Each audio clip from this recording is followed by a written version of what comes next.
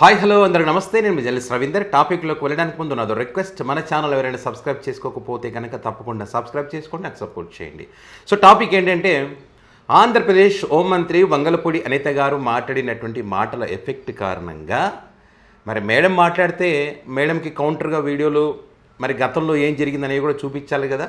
So ఆ రకంగా YSR Congress party అదే రకంగా బాధ్యత కలిగినటువంటి మరికొంతమంది తమకున్నటువంటి సోషల్ మీడియా వేదికగా, మేడం మీరు ఆంధ్రప్రదేశ్ రాష్ట్రానికి హోంమంత్రి, కేవలం జగన్మోహన్ రెడ్డిని తిట్టడానికి వచ్చినటువంటి వ్యక్తి కాదు, మీ పైన చాలా చాలా బాధ్యతలు ఉన్నాయి. మీరు ఈరోజు మాట్లాడుతూ ఉన్నారు ఏదైతే ఏబిఎన్ రాధాకృష్ణ మహిళలకు సంబంధించి మాట్లాడినటువంటి మాటలు, మీ భార్యలు కాదు చెల్లెలుగా భావించి వేరేలకు పెళ్ళిళ్ళు చేస్తారని దారుణమైనటువంటి కొత్త పలుకు పేరుతో చెత్త పలుకులు మాట్లాడితే, ఇలాంటి చెత్త పలుకులు మాట్లాడితే ఉలుకు పలుకులు లేకుండా చేస్తామని చెప్పి వైసీపీ పార్టీ అంటుందని చెప్పి, కాబట్టి వైసీపీ పార్టీ గొడ్డలిపాటి సిద్ధాంతము, హింస, దాడులు, విధ్వంసము ఇదే ఆ పార్టీ యొక్క సిద్ధాంతం అని చెప్పి మీరు మాట్లాడుతూ ఉన్నారు. మీ పార్టీ అఫీషియల్ పేజీలో పోస్టులు పెడతా ఉన్నారు. ఒక్కసారి గమనిస్తే YSR Congress party social media వేదికగా, అఫీషియల్ సోషల్ మీడియా వేదికగా వాళ్ళు ప్రశ్నిస్తున్నది ఏంటి?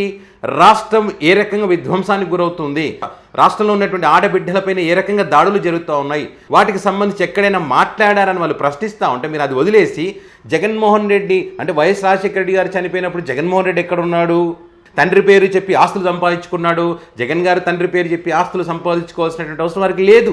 ఎందుకంటే రాజకీయాలకు రాకముందే వాళ్ళు బిజినెస్లు ఉన్నాయి, వాళ్ళ పెద్ద పెద్ద వ్యాపారాలు ఉన్నాయి, వాళ్ళకి పెద్ద పెద్ద కాంట్రాక్టులు చేసిన చరిత్ర ఉంది వారికి, కాబట్టి అవసరం లేదు. మీరు ఇంకొకటి గొడ్డలిపోటు అంటున్నారు. గొడ్డలిపోటు మీకు అలవాటు. ఇప్పుడు వైఎస్ఆర్ కాంగ్రెస్ పార్టీ గొడ్డలి వెండుపోటు పొడిచి పార్టీ పెట్టింది కాదు, సొంతంగా కష్టపడి పార్టీ నిర్మాణం చేసుకుంది. మీరు ఏదైతే వైఎస్ వివేక గురించి మాట్లాడుతూ ఉన్నారో, జగన్ గారి భారతి గారి ప్రమేయం లేదని సిబిఐ చాలా నీట్గా క్లియర్గా వాళ్ళు చెప్పడం జరిగింది తన ఛార్జ్ షీట్లో. మీరు కానీ మీ పార్టీ కానీ అనేక రకాలుగా అంటే మీరు విధ్వంసాలు సృష్టించాలని, గొడవలు పెట్టాలని చెప్పి, ఆ కుటుంబాన్ని విచ్ఛిన్నం చేయాలని చెప్పి బజారుకి ఇడిచినటువంటి మీరు, మరి మీదేం సిద్ధాంతం? మరి రామారావు గారి మీద వైఎస్ఆర్ ఓటర్లు చెప్పులు విసిరారు కదా, మరి మీదేం సిద్ధాంతం? మావి అనే టాపిక్ అని తీసుకొచ్చినప్పుడే రాష్ట్రానికి ఉపయోగపడుతుందా లేదని తెలుసుకోకుండా దానికి ఆన్సర్ ఇవ్వకుండా వేరే రకంగా ఇష్టం వచ్చినట్టుగా మాట్లాడుతున్నారు కదా, మీదేం సిద్ధాంతం? రాష్ట్ర హోంమంత్రిగా మీ బాధ్యత ఏంటి మేడం? మీరు మాట్లాడుతున్నది ఏంటి? రైల్వే కోడూరు ఎమ్మెల్యే ఘనకార్యం గురించే తెలుసు. ఆ మహిళ ఈ రోడ్డును పడి రోడ్డు మీద దాడి చేస్తే ఆ మహిళని కనీసం ఏం జరిగిందని చెప్పి పరామర్శించారో పోయినరా? అప్పుడు ఎవరో ఆమె ముంబై నుంచి ఒక ఆమె వస్తే ఆమెతో మాట్లాడతారు, డిబేట్లు పెట్టిస్తారు, సకల సౌకర్యాలు కల్పిస్తారు, ఫ్లైట్లో తీసుకొస్తారు. రాష్ట్రంలో ఉన్నటువంటి మహిళ, మీరు గెలవాలని కోరుకున్నటువంటి మహిళలకు అన్యాయం జరుగుతూ ఉంటే ఆమె రెడ్ రోడ్ మీద కొడితే మీ అధికార పార్టీకి చెందినటువంటి వ్యక్తి, మరి ఇది దాడులు కాదా, ఇది విధ్వంసం కాదా, ఇది ఏ పార్టీ మీ పార్టీ, మరి దీన్ని ఏం సిద్ధాంతం అంటారు? జయప్రకాష్ జనసేన పార్టీకి చెందినటువంటి వ్యక్తి దాడి చేస్తే భీమవరంలో పాపం కంప్లైంట్ ఇవ్వాలని పోతే ఆడబిడ్డ కన్నీళ్ళు పెట్టుకుంటే మా పరిధిలోకి రాదని పంపించినటువంటి పరిస్థితి, ఇదేం సిద్ధాంతం అంటారు? మాచర్లలో 15 రోజుల్లోనే పోలీస్ వ్యవస్థలో జరిగినటువంటి దారుణాలు, ఒకరేమో ఆ ప్రేమ జంటల యొక్క వీడియోలు తీయడం, దాన్ని బ్లాక్మెయిల్ చేయడం, మరొకరేమో ఆ ప్రేమ వ్యవహారానికి సంబంధించి మాట్లాడినటువంటి మాటలు, జరిగినటువంటి అవినీతి, దానివల్ల ఒక మహిళ ఆడబిడ్డ ప్రాణాలు కోల్పోయిన పరిస్థితి. ఇట్లా ఒకటేమిటి రెండేమిటి? రాష్ట్రంలో అనేక మంది ఈ పోలీస్ వ్యవస్థకు సంబంధించి ఫ్రెండ్లీ పోలీసింగ్ కాదు, ఇది చాలా దారుణాలు జరుగుతూ ఉన్నాయి, ఇష్టం వచ్చినట్టుగా వ్యవహరిస్తున్నారని చెప్పి కామెంట్స్ వినిపిస్తూ ఉన్నాయి. మీరు దాని మీద ఫోకస్ పెట్టి దాని మీద మాట్లాడితే బాగుంటుంది. నిత్యం జగన్మోహన్ రెడ్డి అతగాడు ఇతగాడు అది ఇది గొడ్డలపాటి సిద్ధాంతం, దీని గురించేనా ఇదే మేడం? సో కాబట్టి పబ్లిక్ కూడా మీ పార్టీ సిద్ధాంతాలకు సంబంధించి కానీ మీకు సంబంధించి కానీ అనేక వీడియోలు బయట పెట్టడం జరిగింది. ఒకసారి మీకు అవి వినిపించే ప్రయత్నం చేస్తాను, ఎందుకంటే చూపించడానికి ఛాన్సులు లేవు, చూపిస్తే రకరకాలుగా టార్గెట్ చేస్తూ ఉన్నారు కాబట్టి ఆడియో వినిపిస్తాం మీకు. ఒక్కసారి చూడండి. ఫస్ట్ మేడం ఏమన్నారో వినండి. ఆ రోజు తల్లిని చెల్లిని ఏ రకంగా గుండ్లకు హత్తుకున్నాడు, తల్లిని ఓదార్చాడు, చెల్లిని ఓదార్చాడు, నన్ను జైలుకి పంపిస్తున్నారా బాబు అని లబోదిబోమని గుండ్లు బాదుకుంటే పాపం ఆ మహాతల్లి షర్మిలమ్మ ఏ రోజు కూడా ఏ ఆడబిడ్డ కూడా పాదయాత్ర చేసిన సందర్భాలు కూడా మనం చూడలే. ఆ టైంలో ఆ అమ్మ ఇంచుమించు కొన్ని వేల కిలోమీటర్లు పిల్లల్ని, భర్తని, అత్తమామల్ని అందరినీ, ఇల్లుని, వాకిల్ని వదిలేసి ఒక ఆడ కూతురు ఆ రోజు పాదయాత్ర చేసిన సందర్భాన్ని కూడా మనం గుర్తు చేసుకోవాలి. ఎందుకంటే ఆయన మర్చిపోయినట్టున్నాడు కదా. గుండెలు లబోదీపం అన్నాడో ఇంకోటి అన్నాడో అందరికీ తెలుసు, ఏడ్చాడో లేదో అందరికీ తెలుసు.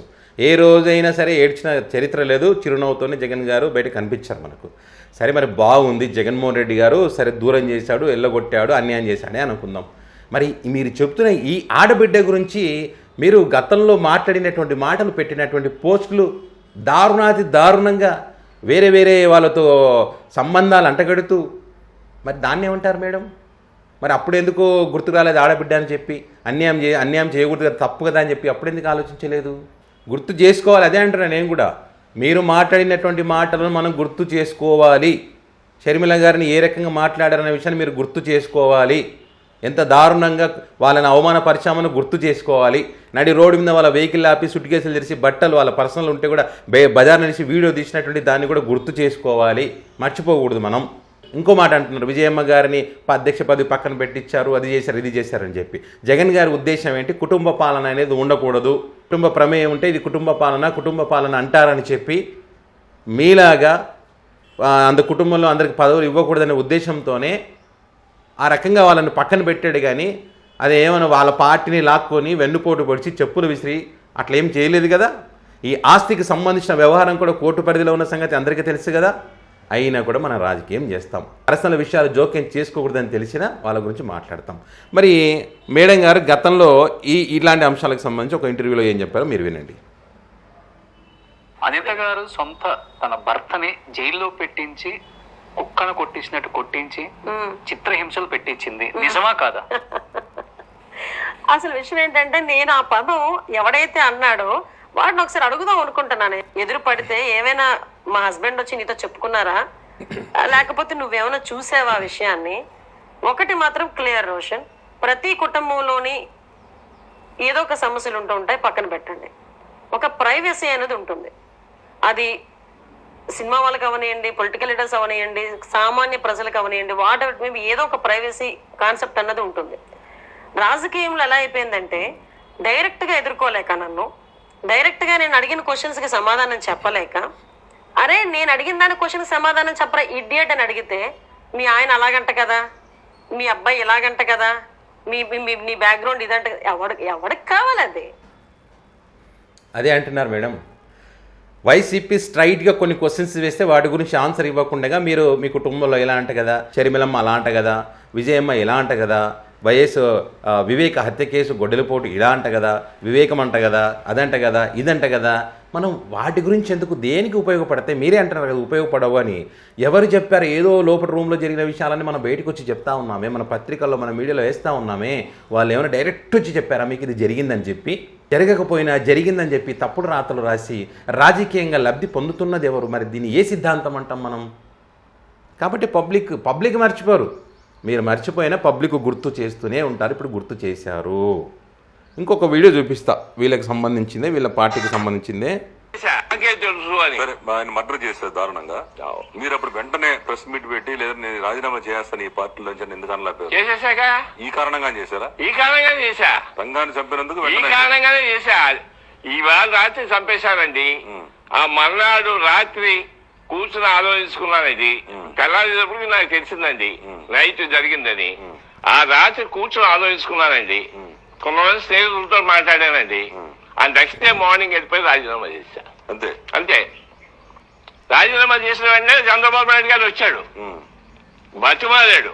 నువ్వు ఇప్పుడు రాజీనామా చేస్తే మన పార్టీ చాలా నష్టపోతాం సుమా, నువ్వు చేయొద్దు, నువ్వేం కంగారు పడుకో, 6 రోజులు మళ్ళీ నిన్ను హోమ్ మినిస్టర్ చేస్తాను మేము, నువ్వు ఏం కంగారు పడవద్దని 2 hours కూర్చున్నాడు నా దగ్గర.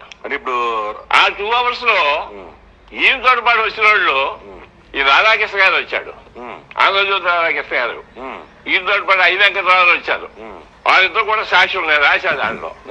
ఏంటి సాక్ష్యం? చంద్రబాబు నాయుడు గారు వచ్చి నన్ను బతిమాలతో సాక్ష్యం. అయినా సరే నేను ఒప్పుకోరా, ఏమని సరే రాజీనామా ఇచ్చాను, ఇవ్వాల్సిందే వెళ్ళిపోవాల్సిందే అని చెప్పాను. అది రంగా గారి ఎపిసోడ్లో చంద్రబాబు నాయుడు గారు, ఏబిఎన్ రాధాకృష్ణ గారు, ఆయనతో పాటు మరికొంతమంది హరిరామ జోగయ్య దగ్గరికి వెళ్ళి రాజీనామా చేస్తానంటే చెయ్యొద్దు, పార్టీకి బ్యాడ్ నేమ్ వస్తుంది, నీకు హోంమంత్రి పదవి ఇస్తామని చెప్పారండి. ఆయన కూడా ఆయన ఒప్పుకోలేదు. అంటే ఇక్కడ విధ్వంసాన్ని ప్రోత్సహిస్తున్నది ఎవరు? ఇట్లా చాలా ఉన్నాయి చెప్పుకుంటూ పోతే. పబ్లిక్ క్వశ్చన్ చేస్తూ ఉన్నారు, మీరు ఏ రకంగా విధ్వంసాలు చేస్తూ ఉన్నారు? జగన్మోహన్ రెడ్డి గారి ఆలోచన విధానం ఏ రకంగా ఉంది? టీడీపీ అఫీషియల్ పోస్టులో కానీ, వైసీపీ అఫీషియల్ పోస్టుల్లో కానీ వాళ్ళు పెట్టినటువంటి పోస్టులు చూసి అర్థమైపోతుంది ఎవరు రాష్ట్రం కోసం ఆలోచిస్తూ ఉన్నారు, ఎవరు రాజకీయం చేస్తూ ఉన్నారు, ఎవరు దాన్ని డైవర్ట్ చేస్తూ ఉన్నారు అనేటువంటి చాలా క్లియర్. మీరు ఎవరైనా సరే గమనించండి, చూడండి. నేను చెప్పడం కాదు, టీడీపీ అఫీషియల్ పేజీలోకి వెళ్ళి చూడండి, గత వారం రోజులుగా వైసీపీది కూడా చూడండి. ఇక్కడ మనం ఏదో పార్టీలకు సపోర్ట్ చేస్తున్నామని కాదు, ప్రజల కోసం ప్రశ్నిస్తున్నారా లేదా, ఆ ప్రశ్నలకు వీళ్ళు ఆన్సర్ ఇస్తున్నారా లేదా, ఆన్సర్ ఇవ్వడం లేదు. కాబట్టి పబ్లిక్ ఇలాంటి వీడియోస్ చాలా ఉన్నాయి, చాలా పెడతా ఉన్నాను. నేను జస్ట్ 3 వీడియోలు చూపించాను మీకు అంతే. ఏదంటే సైకో జగన్ అంటారు, పూర్తి చేస్తామంటారు, లేపేస్తామంటారు, తొక్కుకుంటూ వస్తామంటారు. అన్ని మేడం గారు కూడా అన్నారు, తొక్కుకుంటూ ఇలాంటి వాళ్ళని తొక్కుకుంటూ పైకి వస్తామని చెప్పి. ఇప్పుడు కూడా ఇదే రకంగా మాట్లాడతాం, ఇట్లనే డైవర్ట్ చేసుకుంటూ ఉంటాం అంటే ఖచ్చితంగా ప్రజలు తొక్కే రోజులు దగ్గరలోనే ఉన్నాయి.